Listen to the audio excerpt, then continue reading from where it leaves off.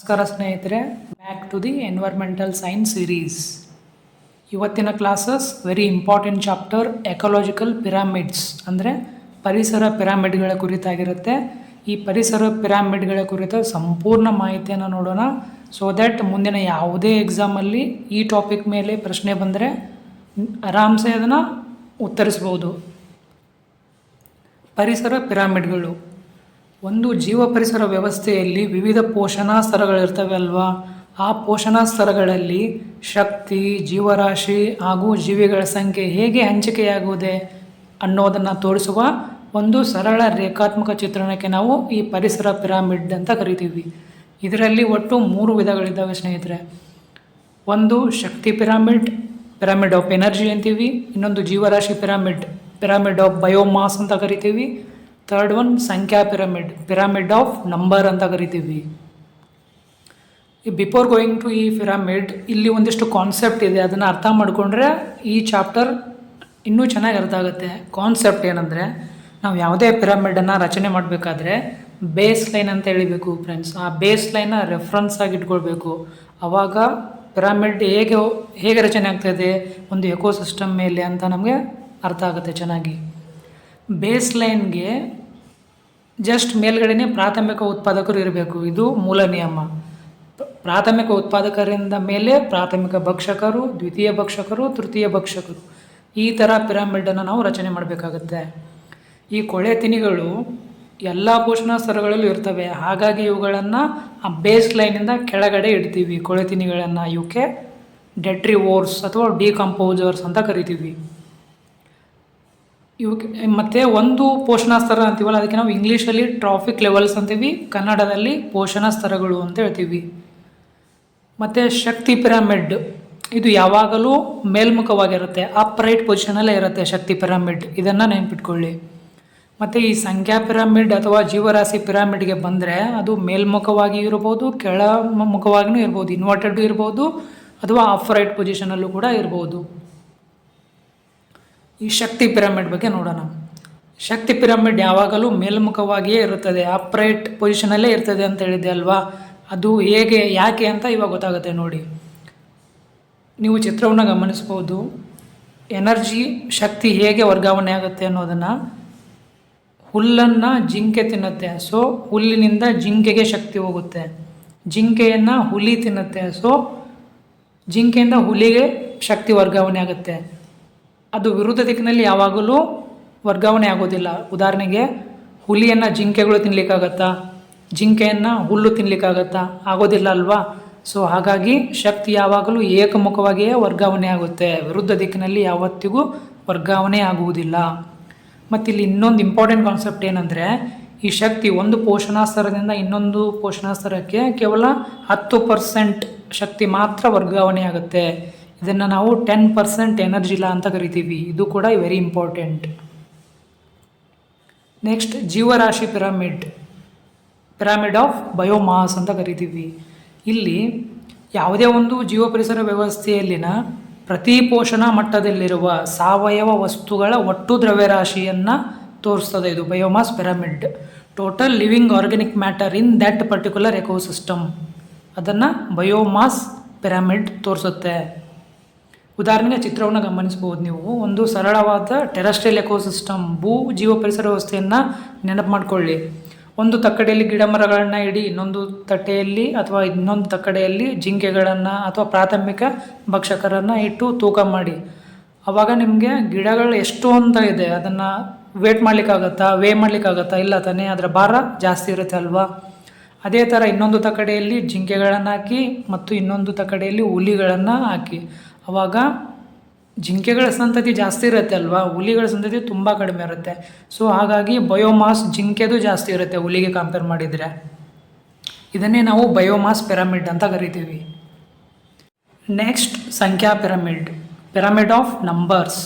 ಈ ಸಂಖ್ಯಾ ಪಿರಮಿಡ್ ಎನ್ನುವುದು ಒಂದು ಪರಿಸರ ವ್ಯವಸ್ಥೆಯಲ್ಲಿ ಪ್ರತಿಯೊಂದು ಪೋಷಣಾ ಸ್ತರದಲ್ಲಿಯೂ ಕೂಡ ಎಷ್ಟು ಜೀವಿಗಳು ವಾಸಿಸುತ್ತವೆ ಎಂಬ ಅಂಕಿಅಂಶಗಳನ್ನು ನೀಡುತ್ತದೆ. ಇದು ಸಂಖ್ಯಾ ಪಿರಮಿಡ್ ಅಂತೀವಿ ಇದಕ್ಕೆ. ಒಂದು ಟೆರೆಸ್ಟ್ರಿಯಲ್ ಎಕೋಸಿಸ್ಟಮ್, ನಾವು ಇವಾಗ ವಿವಿಧ ಜೀವ ಪರಿಸರ ವ್ಯವಸ್ಥೆಗಳನ್ನ ನೋಡೋಣ ಮತ್ತು ಅವುಗಳಿಗೆ ಈ ಪಿರಮಿಡ್ಗಳು ಹೇಗೆ ಅನ್ವಯಿಸುತ್ತವೆ ಎಂಬುದನ್ನು ಡೀಟೇಲಾಗಿ ನೋಡೋಣ. ಮೊದಲಿಗೆ ಟೆರೆಸ್ಟ್ರಿಯಲ್ ಎಕೋಸಿಸ್ಟಮನ್ನು ನೋಡೋಣ. ಟೆರೆಸ್ಟ್ರಿಯಲ್ ಎಕೋಸಿಸ್ಟಮ್ ಅಂದರೆ ಏನು ನಮ್ಗೆ ನೆನಪಿಗೆ ಬರುತ್ತೆ?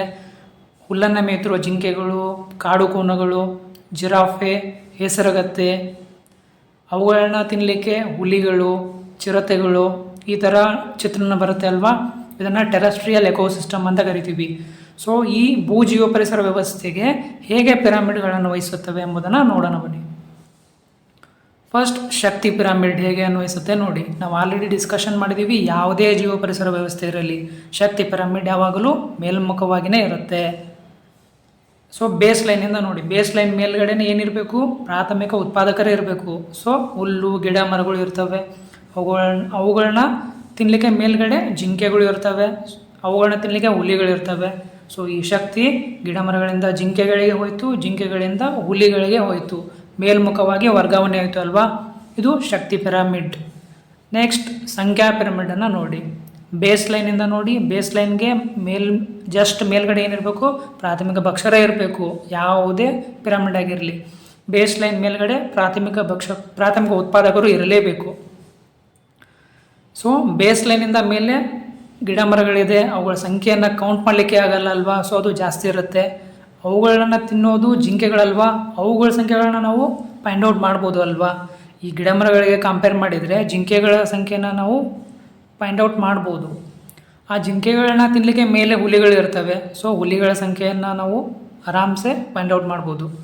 ಇದು ಸಂಖ್ಯಾ ಪಿರಮಿಡ್. ಇದು ಕೂಡ ಮೇಲ್ಮುಖವಾಗಿಯೇ ಇರುತ್ತೆ ಭೂಜೀವ ಪರಿಸರ ವ್ಯವಸ್ಥೆಯಲ್ಲಿ. ನೆಕ್ಸ್ಟ್ ಜೀವರಾಶಿ ಪಿರಮಿಡ್. ಒಂದು ಬೇಸ್ ಲೈನ್ ನೋಡಿ, ಬೇಸ್ ಲೈನಿಂದ ಮೇಲೆ ಗಿಡ ಮರಗಳದ್ದು ಜಾಸ್ತಿ ಇರುತ್ತೆ ಅಲ್ವಾ ತೂಕ. ಸೊ ದ್ರವ್ಯರಾಶಿ ಜಾಸ್ತಿ ಇರುತ್ತೆ ಅಲ್ವಾ. ಸೊ ಅದು ಬೇಸ್ ಲೈನ್ ಮೇಲ್ಗಡೆನೇ ಇರುತ್ತೆ, ದೊಡ್ಡದಾಗಿರುತ್ತೆ ಗಿಡ ಮರಗಳು. ಅದಕ್ಕಿಂತ ಮೇಲ್ಗಡೆ ಜಿಂಕೆಗಳಿರುತ್ತೆ. ಈ ಗಿಡ ಮರಗಳಿಗೆ ಕಂಪೇರ್ ಮಾಡಿದರೆ ಜಿಂಕೆಗಳನ್ನ ನಾವು ಆಲ್ರೆಡಿ ಲೆಕ್ಕ ಹಾಕ್ಬೋದು ಅಂತ ಹೇಳಿದ್ದೀವಿ ಅಲ್ವಾ. ಸೊ ಅವುಗಳ ತೂಕ ಈ ಗಿಡ ಮರಗಳಿಂದ ಕಡಿಮೆ ಇರುತ್ತೆ. ಸೊ ಸೆಕೆಂಡ್ ಪೊಸಿಷನ್ಗೆ ಬರುತ್ತೆ. ಅವುಗಳನ್ನ ತಿನ್ನೋ ಹುಲಿಗಳ ಸಂಖ್ಯೆ ಇನ್ನೂ ತೀರಾ ಕಡಿಮೆ ಇರೋದ್ರಿಂದ ಅವುಗಳ ಜೀವರಾಶಿ ದ್ರವ್ಯರಾಶಿಯೂ ಕೂಡ ಕಡಿಮೆ ಇರುತ್ತೆ. ಸೊ ಅದು ಮೇಲೆ ಬರುತ್ತೆ. ಸೊ ಈ ಭೂಜೀವ ಪರಿಸರ ವ್ಯವಸ್ಥೆ ಟೆರೆಸ್ಟ್ರಿಯಲ್ ಎಕೋಸಿಸ್ಟಮ್ಗೆ ಸಂಬಂಧಿಸಿದಂತೆ ಈ ಶಕ್ತಿ ಪಿರಮಿಡ್ ಆಗಿರಲಿ, ಸಂಖ್ಯಾ ಪಿರಮಿಡ್ ಆಗಿರಲಿ ಅಥವಾ ಜೀವರಾಶಿ ಪಿರಮಿಡ್ ಆಗಿರಲಿ, ಮೂರೂ ಪಿರಮಿಡ್ಗಳು ಕೂಡ ಮೇಲ್ಮುಖವಾಗೇ ಇರುತ್ತೆ, ಅಪ್ ರೈಟ್ ಪೊಸಿಷನ್ನಲ್ಲಿನೇ ಇರುತ್ತೆ. ನೆಕ್ಸ್ಟ್ ಸಾಗರ ಜೀವ ಪರಿಸರ ವ್ಯವಸ್ಥೆಯನ್ನು ನೆನಪು ಮಾಡ್ಕೊಳ್ಳಿ. Ocean ecosystem. ಓಷಿಯನ್ ಎಕೋಸಿಸ್ಟಮಲ್ಲಿ ಪ್ರಾಥಮಿಕ ಉತ್ಪಾದಕರು ಯಾರು ಗೊತ್ತಾ? ಆಲ್ರೆಡಿ ನಿಮ್ಗೆ ಗೊತ್ತಿರುತ್ತೆ, ಫೈಟೋಪ್ಲಾಂಕ್ಟನ್ ಅಂತ ಇರುತ್ತೆ. ಅದು ನಮ್ಮ ಈ ಭೂ ಪರಿಸರ ವ್ಯವಸ್ಥೆಯಲ್ಲಿ ಗಿಡ ಮರಗಳು ಹೇಗೆ ಅಲ್ವಾ, ಹಾಗೆ ಸಮುದ್ರ ಜೀವ ಪರಿಸರ ವ್ಯವಸ್ಥೆಗಳಲ್ಲಿ ಫೈಟೋಪ್ಲಾಂಕ್ಟನ್ ಪ್ರಾಥಮಿಕ ಉತ್ಪಾದಕರಾಗಿರ್ತಾರೆ. ಅವುಗಳು ನೀರಿನ ಮೇಲ್ಮೈಯಲ್ಲಿನೇ ಇರುತ್ತೆ, ತೇಲಾಡ್ತಾ ಇರುತ್ತೆ. ಅದು ಸಮುದ್ರದ ಅಲೆಗಳು ಹೇಗೆ ಹೋಗುತ್ತೆ ಅದ್ರ ಜೊತೆ ತೇಲಾಡ್ತಾ ಇರುತ್ತೆ. ಅವುಗಳಿಗೆ ನಾವು ಫೈಟೋಪ್ಲಾಂಕ್ಟನ್ ಅಂತ ಕರಿತೀವಿ. ಅವುಗಳನ್ನ ತಿನ್ನಲಿಕ್ಕೆ ಅದರ ಕೆಳಗಡೆ ಜೂ ಪ್ಲಾಂಕ್ಟನ್ ಅಂತ ಇರುತ್ತೆ. ಆ ಜೂ ಪ್ಲಾಂಕ್ಟನ್ನ ತಿನ್ನಲಿಕ್ಕೆ ಕೆಳಗಡೆ ಚಿಕ್ಕ ಪುಟ್ಟ ಮೀನುಗಳಿರುತ್ತೆ. ಆ ಚಿಕ್ಕ ಪುಟ್ಟ ಮೀನುಗಳನ್ನ ತಿನ್ನಲಿಕ್ಕೆ ಕೆಳಗಡೆ ದೊಡ್ಡ ಮೀನುಗಳಿರುತ್ತೆ. ಆ ದೊಡ್ಡ ಮೀನುಗಳನ್ನ ತಿನ್ನಲಿಕ್ಕೆ ಕೆಳಗಡೆ ಶಾರ್ಕ್ ಮೀನುಗಳು, ತಿಮಿಂಗಲಗಳು ಅಂತ ಗಾತ್ರದಲ್ಲಿ ದೊಡ್ಡದಾದ ಮೀನುಗಳು ಕೆಳಗಡೆ ಇರುತ್ತೆ. ಇದು ಸಾಗರ ಜೀವ ಪರಿಸರ ವ್ಯವಸ್ಥೆ. ಇದಕ್ಕೆ ಈ ಪಿರಮಿಡ್ಗಳು ಹೇಗೆ ಅನ್ವಯಿಸುತ್ತೆ ಅಂತ ನೋಡೋಣ. ಶಕ್ತಿ ಪಿರಮಿಡ್. ಬೇಸ್ ಲೈನ್ ಮೇಲ್ಗಡೆ ಏನಿರಬೇಕು? ಪ್ರಾಥಮಿಕ ಉತ್ಪಾದಕರೇ ಇರಬೇಕು. ಸೊ ಫೈಟೋಪ್ಲಾಂಕ್ಟನ್ ಇದೆ. ಆ ಫೈಟೋಪ್ಲಾಂಕ್ಟನ್ ತಿನ್ನಲಿಕ್ಕೆ ಜೂ ಪ್ಲಾಂಕ್ಟನ್ ಅಥವಾ ಸಣ್ಣ ಮೀನುಗಳು ಇರ್ತವೆ. ಆ ಸಣ್ಣ ಮೀನುಗಳನ್ನ ತಿನ್ನಲಿಕ್ಕೆ ದೊಡ್ಡ ಮೀನುಗಳು ಇರ್ತವೆ. ಸೊ ಎನರ್ಜಿ ಏಕಮುಖವಾಗಿಯೇ ವರ್ಗಾವಣೆ ಆಗುತ್ತೆ. ಶಕ್ತಿ ಪಿರಮಿಡ್. ಸಂಖ್ಯಾ ಪಿರಮಿಡನ್ನು ನೋಡಿ. ಬೇಸ್ ಲೈನ್ಗೆ ಹತ್ತಿರ ಯಾರಿರಬೇಕು? ಪ್ರಾಥಮಿಕ ಉತ್ಪಾದಕರೇ ಇರಬೇಕು. ಈ ಫೈಟೋಪ್ಲಾಂಕ್ಟನ್ ಕೋಟ್ಯಾಂತರ ಸಂಖ್ಯೆಯಲ್ಲಿ ಇರ್ತವೆ, ಅವುಗಳನ್ನ ಲೆಕ್ಕಾಗ್ಲಿಕ್ಕಾಗಲ್ಲ. ಸೊ ಫಸ್ಟ್ ಪೊಸಿಷನ್ ಫೈಟೋಪ್ಲಾಂಕ್ಟನ್ ಬರುತ್ತೆ. ನೆಕ್ಸ್ಟ್ ಅದಕ್ಕೆ ಕಂಪೇರ್ ಮಾಡಿದರೆ ಜೂ ಪ್ಲಾಂಕ್ಟನ್ ಮತ್ತು ಸಣ್ಣ ಮೀನುಗಳ ಸಂಖ್ಯೆ ಕಡಿಮೆ ಇರುತ್ತೆ. ಸೊ ಅದು ಸೆಕೆಂಡ್ ಪೊಸಿಷನ್ ಬರುತ್ತೆ. ಇನ್ನು ಗಾತ್ರದಲ್ಲಿ ಯಾವುದೇ ಜೀವ ಪರಿಸರ ವ್ಯವಸ್ಥೆ ತಗೊಳ್ಳಿ, ಗಾತ್ರದಲ್ಲಿ ಎಷ್ಟು ದೊಡ್ಡ ಆಗ್ತಾ ಹೋಗುತ್ತೆ ಅವುಗಳ ಸಂಖ್ಯೆ ಕೂಡ ಅಷ್ಟೇ ಕಡಿಮೆ ಆಗುತ್ತಾ ಹೋಗುತ್ತೆ. ಸೊ ಈ ದೊಡ್ಡ ಮೀನುಗಳು, ತಿಮಿಂಗ್ಲು, ಶಾರ್ಕ್ ಮೀನುಗಳು ಇದೆಲ್ಲ ಅವುಗಳ ಸಂಖ್ಯೆ ಈ ಸಣ್ಣ ಮೀನುಗಳು ಕಂಪೇರ್ ಮಾಡಿದರೆ ಇನ್ನೂ ಚಿಕ್ಕದಾಗಿರುತ್ತೆ. ಸೊ ಅದು ಮೇಲ್ಗಡೆ ಬರುತ್ತೆ. ಸಂಖ್ಯಾ ಪಿರಮಿಡ್ ಯಾವ ರೀತಿ ರಚನೆ ಆಯಿತು? ಇವಾಗ ಮೇಲ್ಮುಖವಾಗಿ ರಚನೆ ಆಯಿತು, ಓಷಿಯನ್ ಎಕೋಸಿಸ್ಟಮ್ಗೆ ಸಂಬಂಧಪಟ್ಟಂತೆ. ಅದೇ ಥರ ಜೀವರಾಶಿ ಪಿರಮಿಡ್ ನೋಡಿ. ಈ ಓಷಿಯನ್ ಎಕೋಸಿಸ್ಟಮ್ಗೆ ಸಂಬಂಧಪಟ್ಟಂತೆ ಜೀವರಾಶಿ ಪಿರಮಿಡ್ ಯಾವಾಗಲೂ ಇನ್ವರ್ಟೆಡ್ ಇರುತ್ತೆ. ಅದೇಗೆ ಅಂತ ನೋಡಿ. ಬೇಸ್ ಲೈನ್ ಹೇಳಿದ್ವಾ? ಓಕೆ. ಬೇಸ್ ಲೈನ್ಗೆ ಜಸ್ಟ್ ಮೇಲ್ಗಡೆ ಏನಿರಬೇಕು, ಪ್ರಾಥಮಿಕ ಉತ್ಪಾದಕರೇ ಇರಬೇಕು. ಸೊ ಈ ಫೈಟೋಪ್ಲಾಂಕ್ಟನ್ನ ತೂಕ ಮಾಡಿದರೆ ಒಂದು ತಕ್ಕಡಿಯಲ್ಲಿ ಫೈಟೋಪ್ಲಾಂಕ್ಟನ್ ಹಾಕಿ, ಇನ್ನೊಂದು ತಕ್ಕಡಿಯಲ್ಲಿ ಒಂದು ತಿಮಿಂಗ್ಲನ್ ಹಾಕಿ, ಭಾರ ಯಾವುದು ಜಾಸ್ತಿ ಇರುತ್ತೆ? ತಿಮಿಂಗ್ಲತೆ ಅಲ್ವಾ. ಸೊ ಅದು ಮೇಲ್ಗಡೆ ಹೋಗುತ್ತೆ ಪೋಷಣ ಸ್ತರದಲ್ಲಿ. ಫೈಟೋಪ್ಲಾಂಕ್ಟನ್ ತೂಕ ಕಡಿಮೆ ಇರುತ್ತೆ, ಸೊ ಅದು ಫಸ್ಟ್ ಪೊಸಿಷನ್ಗೆ ಬರುತ್ತೆ ಬೇಸ್ ಲೈನಿಂದ. ಅದಕ್ಕಿಂತ ಅತಿ ತೂಕ ಯಾರ್ದು? ಚಿಕ್ಕ ಮೀನುಗಳು ಅಥವಾ ದೊಡ್ಡ ಮೀನುಗಳು ಇರುತ್ತೆ ಅಲ್ವಾ. ಸೊ ಅದು ಬೇಸ್ ಲೈನಿಂದ ಸೆಕೆಂಡ್ ಪೊಸಿಷನ್ಗೆ ಬರುತ್ತೆ. ಅದಕ್ಕಿಂತ ಗಾತ್ರದಲ್ಲಿ ದೊಡ್ಡದು ಈ ದೊಡ್ಡ ಮೀನುಗಳು, ಶಾರ್ಕ್ ಆಗಿರ್ಬೋದು, ನೀಲಿ ತಿಮಿಂಗ್ಲಾಗಿರ್ಬೋದು, ಅವುಗಳು ಬೇಸ್ ಲೈನಿಂದ ಥರ್ಡ್ ಪೊಸಿಷನಲ್ಲಿ ಬರುತ್ತೆ. ಸೊ ಇವಾಗ ಪಿರಮಿಡ್ ಯಾವ ರೀತಿ ರಚನೆ ಆಯಿತು? ಇನ್ವರ್ಟೆಡ್, ತಲೆ ಕೆಳಗಾದ ಪಿರಮಿಡ್ ರಚನೆ ಆಯ್ತಲ್ವಾ. ಸೊ ಇದು ಓಷಿಯನ್ ಎಕೋಸಿಸ್ಟಮ್, ಸಾಗರ ಜೀವ ಪರಿಸರ ವ್ಯವಸ್ಥೆಗೆ ಸಂಬಂಧಪಟ್ಟಂತೆ ವಿವಿಧ ಪಿರಮಿಡ್ಗಳಾಗಿದ್ದಾವೆ. ನೆಕ್ಸ್ಟ್ ಮರುಭೂಮಿ ಜೀವ ಪರಿಸರ ವ್ಯವಸ್ಥೆಯನ್ನು ಊಹಿಸ್ಕೊಳ್ಳಿ. ನಮಗೆ ತಕ್ಷಣ ಏನು ಬರುತ್ತೆ ನೆನಪಿಗೆ? ಮರುಭೂಮಿ ಅಂದ ತಕ್ಷಣ ಕುರುಚಲು ಸಸ್ಯವರ್ಗ ಇರುತ್ತೆ, ಪಾಪಸ್ ಕಳ್ಳೆ ಇರುತ್ತೆ, ಡೇಟ್ ಫಾರ್ಮ್ಸ್ ಇರುತ್ತೆ, ಖರ್ಜೂರ ಗಿಡಗಳಿರುತ್ತೆ, ಅಕೇಶಿಯಾ ಗಿಡಗಳಿರುತ್ತವೆ.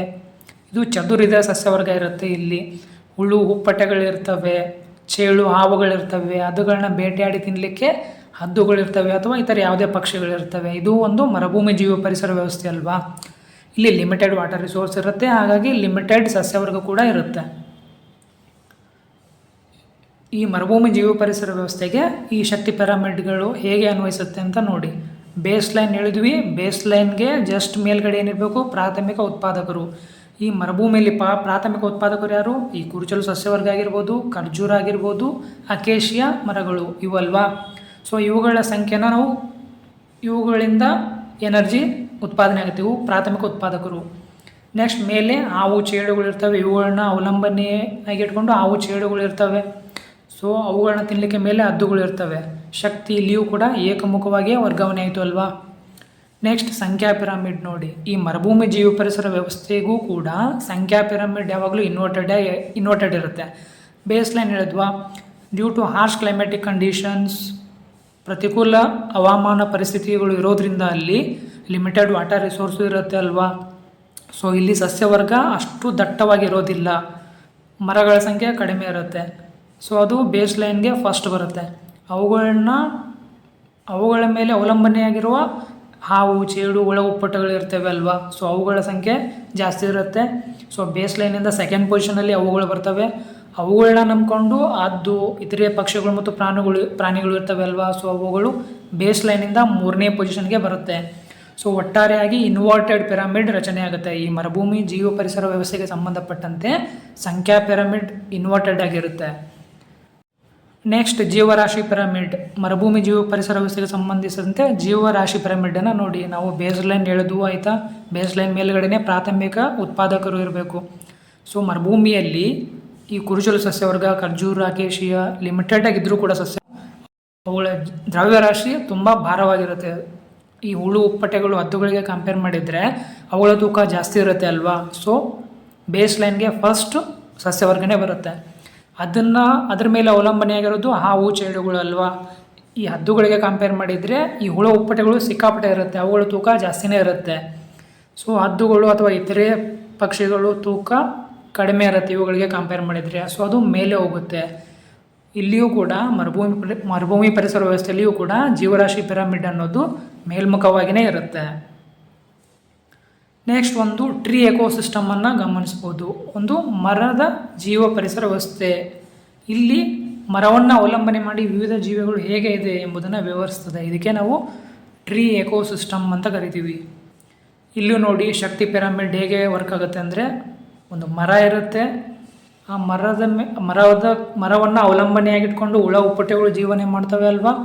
ಸೊ ಅವುಗಳನ್ನ ಬೇಟೆಯಾಡಲು ಪಕ್ಷಿಗಳಿರುತ್ತೆ. ಇಲ್ಲಿ ಶಕ್ತಿ ಏಕಮುಖವಾಗಿಯೇ ವರ್ಗಾವಣೆ ಆಯಿತು. ನೆಕ್ಸ್ಟ್ ಸಂಖ್ಯಾ ಪಿರಮಿಡನ್ನು ನೋಡಿ.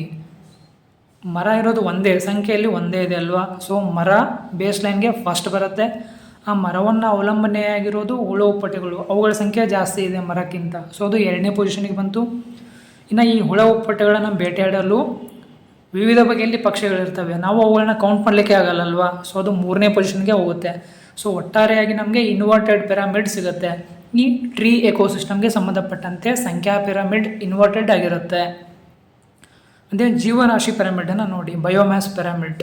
ಈ ಮರ ಒಂದೇ ಇದ್ದರೂ ಕೂಡ ಗಾತ್ರದಲ್ಲಿ ತುಂಬ ಹೆಚ್ಚಳವಾಗಿರುತ್ತೆ, ತುಂಬ ಅತ್ಯಧಿಕ ಗಾತ್ರವನ್ನು ಹೊಂದಿರುತ್ತೆ ಅಲ್ವಾ. ಈ ಹುಳ ಉಪ್ಪಟೆಗಳು ಪಕ್ಷಿಗಳು ಕಂಪೇರ್ ಮಾಡಿದರೆ ಮರಗಳ ಗಾತ್ರ ತುಂಬ ಅಧಿಕವಾಗಿರುತ್ತೆ. ಸೊ ಅದು ಬೇಸ್ ಲೈನ್ಗೆ ಫಸ್ಟ್ ಬರುತ್ತೆ ಮರ, ಅದ್ರ ಮೇಲೆ ಹುಳ ಉಪ್ಪಟೆಗಳು ಇರ್ತವೆ, ಅದರ ಭಾರ ಜಾಸ್ತಿ ಇರುತ್ತೆ ಅಲ್ವಾ. ಸೊ ಅದು 2ನೇ ಪೊಸಿಷನ್ಗೆ ಬರುತ್ತೆ. 3ನೇ ಪೊಸಿಷನ್ಗೆ ಪಕ್ಷಿಗಳು ಬರುತ್ತೆ. ಸೊ ಇಲ್ಲಿ ಟ್ರೀ ಎಕೋಸಿಸ್ಟಮಲ್ಲಿ ಬಯೋಮಾಸ್ ಪಿರಮಿಡ್ ಅಪ್ರೈಟ್ ಆಗಿರುತ್ತೆ.